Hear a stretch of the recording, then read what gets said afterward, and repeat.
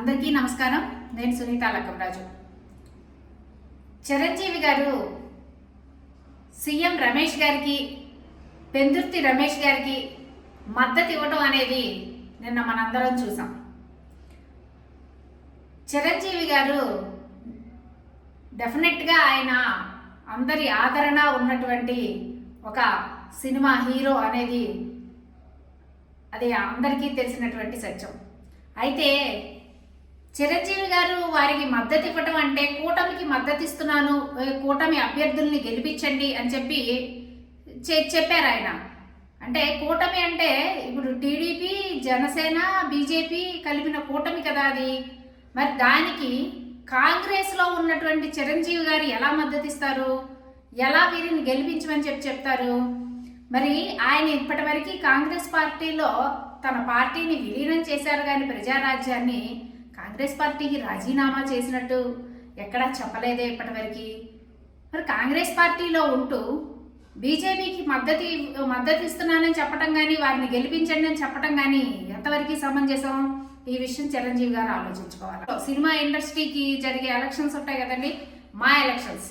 ఆ మా ఎలక్షన్స్లో చిరంజీవి గారేమో ప్రకాష్ రాజ్ గారికి మద్దతు ఇచ్చి ఇండస్ట్రీ మొత్తం ప్రకాష్ రాజ్ గారిని గెలిపించండి అని చెప్పి ఆయన మద్దతు ప్రకాష్ రాజ్ గారికి అని ప్రకటిస్తే, మంచు విష్ణు గారు అందులో మా అధ్యక్షుడిగా గెలవటం అనేది జరిగింది. మరి సినిమా ఇండస్ట్రీ పెద్ద అయినటువంటి చిరంజీవి గారి మాట మరి ఇండస్ట్రీలో వాళ్ళందరూ ఆయన ప్రతిపాదించిన అభ్యర్థికి ఎందుకు ఓట్లేసి అధ్యక్షుడిని చేయలేదండి? అంటే చిరంజీవి గారు చెప్పిన మాటల పట్ల విశ్వాసాన్ని ఆయన ఇండస్ట్రీలో ఉన్న వాళ్ళే చూపించలేదు. మరి ఆంధ్ర రాష్ట్ర ప్రజలు ఆయన చెప్పిన వారికి మద్దతు ఇస్తారు అని చెప్పి, ఆయన మద్దతు ఇచ్చిన వారిని ఎన్నుకుంటారు అని చెప్పి ఎలా అనుకుంటారండి? ఆంధ్ర రాష్ట్ర ప్రజలు చాలా విఘ్నులు, అన్ని ఆలోచన చేస్తూనే ఉంటారు. ఇంకొక విషయం ఏంటంటే, చిరంజీవి గారు వారి అమ్మని తిట్టాడు. లోకేష్ గారని ఆయన చిరంజీవి గారి తల్లిని తిట్టాడు. అలాంటి తల్లిని తిట్టిన పార్టీకి మద్దతు ఇవ్వడం ఏంటండి?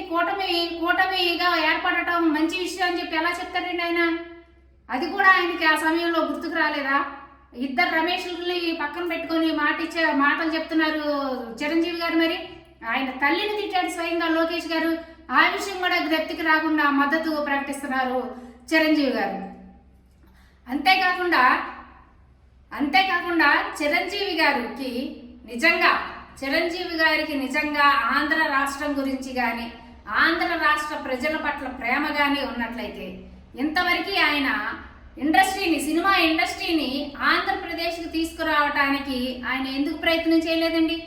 గతంలో సీఎం గారిని మరి జగన్మోహన్ రెడ్డి గారిని కలిసినప్పుడు మరి ఇండస్ట్రీని తీసుకొచ్చి ఆంధ్రాలో పెడితే విశాఖలో ఇవన్నీ చేయొచ్చు అని మాట్లాడినప్పుడు మరి ఆయన ఎందుకు ఆ ప్రయత్నం చేయలేదు? ఆంధ్రప్రదేశ్కి ఇండస్ట్రీని తీసుకురావడంలో తన యొక్క పాత్రను ఎందుకు పోషించలేదండి? ఇవన్నిటినీ చేయకోకుండా ఈరోజు ఆయన వాళ్ళ తమ్ముడు పవన్ కళ్యాణ్ గారు ఇక్కడ నిలబడ్డాడు కాబట్టి, పవన్ కళ్యాణ్ గారి పార్టీకి మద్దతు ఇవ్వటం కోసం, పవన్ కళ్యాణ్ గారిని గెలిపించుకోవటం కోసం ఈరోజు ఆయన మాట్లాడుతూ ఉన్నారు. ఆయన కొనిదల ఫ్యామిలీకే పెద్దన్నయ్యగా ఉన్నాడు, కానీ ఆంధ్ర రాష్ట్ర ప్రజలకి మరి ఆ ప్రజలు ఆదరించేటటువంటి ఒక సినీ హీరోగా ఆయన ఏమీ పనులు చేయడం లేదు అనేదానికి ఇది ఒక ప్రత్యక్ష నిదర్శనం. ఇంకొక మాట చెప్తాడు పవన్ కళ్యాణ్ గారు ఎప్పుడు, మా అన్నయ్య నాకు స్కిల్ డెవలప్మెంట్ నేర్పించారని. మరి వాళ్ళ అన్నయ్య ఆయనకి నేర్పించిన స్కిల్ డెవలప్మెంట్ ఏంటో మాకైతే అర్థం కావట్లేదు. ఆ స్కిల్ డెవలప్మెంట్ అంటే ఆయన ఇప్పుడు ఆంధ్ర రాష్ట్ర ప్రజలందరికీ నేర్పిస్తాడంట. మీ అన్నయ్య గారు మీకు నేర్పించే స్కిల్ డెవలప్మెంట్ ఏంటో మీకు చెప్తే కూడా మంచిదండి పవన్ కళ్యాణ్ గారు. మరి మీరు పోటీ చేసింది భీమవరంలో, మీరు ఓడిపోతే భీమవరం నుంచి పోటీ చేయకుండా పిఠాపురం నుంచి ఎందుకు పోటీ చేస్తున్నారండి? ప్రజలందరూ మిమ్మల్ని పిఠాపురంలో పోటీ చేస్తే పిఠాపురం నుంచి బయటికి వెళ్ళగొట్టడానికి పిఠాపురంలో పవన్ కళ్యాణ్ అని చెప్తున్నారండి. మీరు అక్కడ గెలవటం అనేది అసాధ్యం. మీరు చిరంజీవి గారితో చెప్పించుకోండి, ఇంకొకరితో చెప్పించుకోండి. మొన్న ఒకళ్ళు మాట్లాడుతూ అడిగితే చిరంజీవి గారి ప్రచారానికి వచ్చినా కూడా పవన్ కళ్యాణ్ గారు గెలవలేరని చెప్తే ఇప్పుడు చిరంజీవి గారిని తీసుకొచ్చారు. రేపొద్దున ఆ చిరంజీవి గారి బిడ్డలు కూడా తీసుకొని వచ్చి ఇక్కడ ప్రచారం చేసే పనిలో మీరు ఉన్నారు అని చెప్పి కూడా అనుకుంటున్నారు. ఏది ఏమైనా సరే ఆంధ్ర రాష్ట్ర ప్రజలు అన్నీ గమనిస్తున్నారు. చిరంజీవి గారు ఇప్పటికీ కూడా కాంగ్రెస్ పార్టీలోనే ఉన్నారు.